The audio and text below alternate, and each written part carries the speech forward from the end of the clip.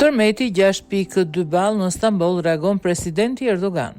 Një tërmet me magnitudë 6.2 ball i shkallës Richter goditi detin Marmara në brigjet e lagjes Silivri të Stambollit në mesditën e djeshme, duke shkaktuar panik të gjerë jo vetëm në Stamboll, por edhe në qytete të tjera si Ankara dhe Sakaria.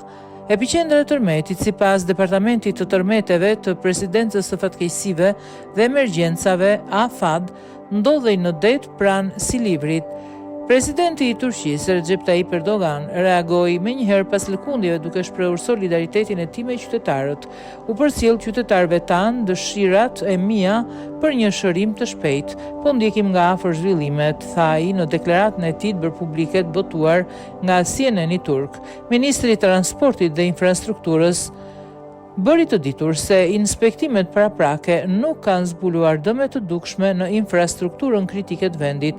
Gjatë inspektimeve tona fillestare nuk u gjet asnjë dëmtim apo situatë emergjente në autostradat, aeroporte, trenat dhe metrotona, u shpreh ministri.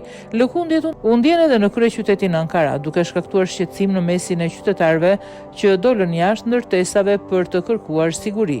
Kryetari i Bashkisë Metropolitane të Ankaras, Mansur Yavaş, reagoi përmes rrjeteve sociale, duke thënë tërmeti me magnitudë 6.2 që ndodhi në Stamboll u ndje edhe në Ankara. I uroi të gjithë të prekurt nga tërmeti, veçanërisht qytetarët tanë në Stamboll.